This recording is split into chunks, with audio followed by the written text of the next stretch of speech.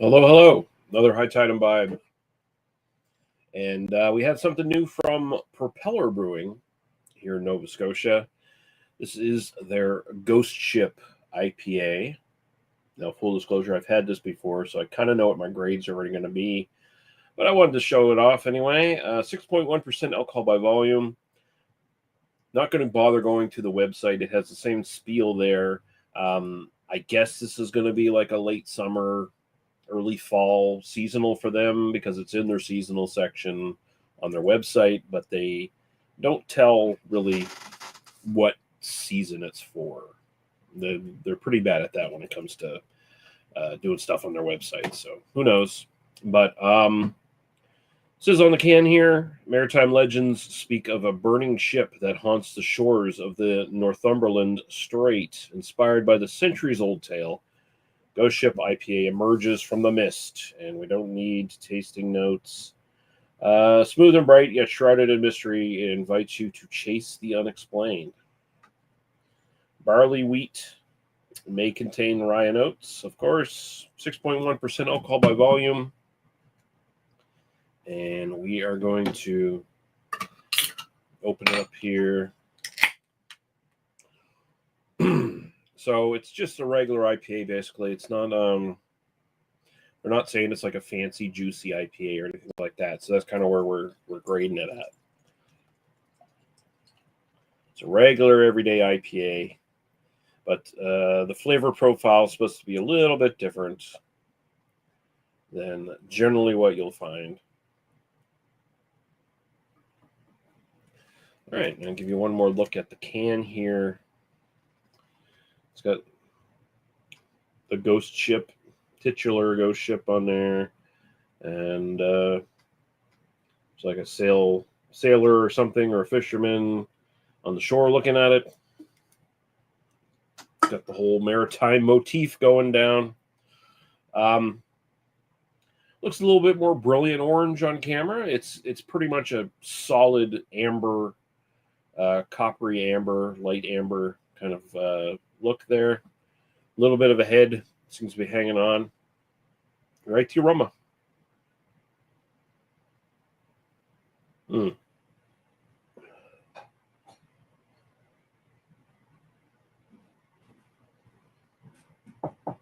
Jesus Christ. Just hold on a second, guys.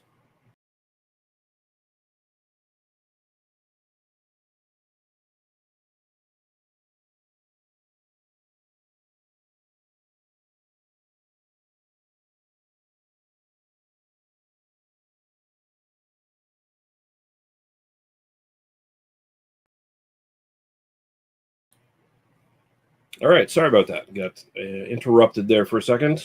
Sometimes happens. So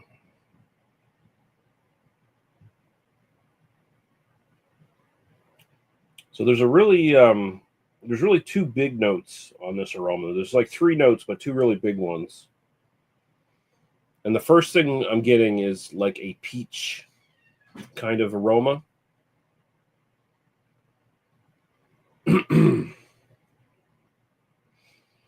And then there's this other big, like right beside it, note of like caramel. And when I first drank this, I was like, I don't know if caramelized peaches are a thing, but if they were, like if they were like candy apples, if instead of dipping an apple in caramel, if you were dipping like a peach in caramel, that'd be kind of what this smells like. And then there's this little side accent, obviously probably coming from the hops as well as the peach aroma is, of pine, or more on like the spruce side of like a pine note. So there's a lot of sweetness in the nose, essentially. It smells good, and pretty like pretty unique for like just a regular IPA. Definitely a little bit different than what you expect. Usually you're just going to get like a pine or a grapefruit, and then like caramel as well from the malt. But here it's changing up a little different. So now we're going to go to the taste. Cheers.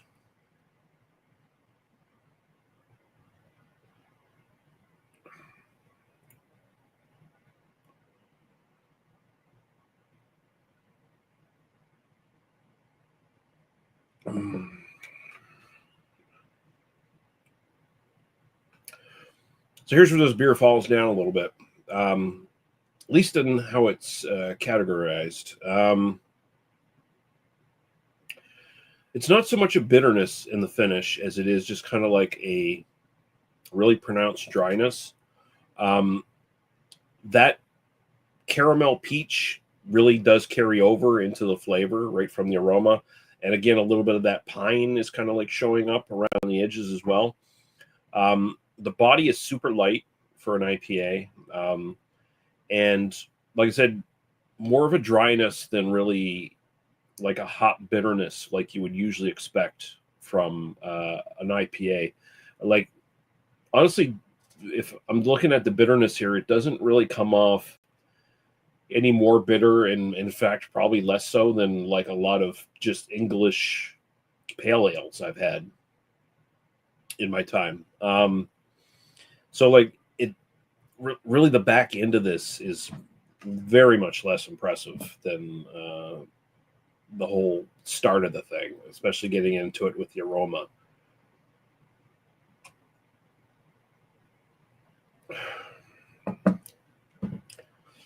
Yeah, it's just like a dryness. It's like this. It's hard to like explain it in a way that makes sense, but it's like this hollow bitterness almost. Like it's just you're expecting a wall of bitterness, and instead you walk into an empty room. But that being said, it's not a terrible beer. It tastes fine. Again, that peach and caramel kind of combo works really, really well. And the little accent of pine is nice too. So like flavor wise, yeah, IPA all the way can definitely get on board for that. But is like having an IPA kind of finish or body to it or anything like that? Not really.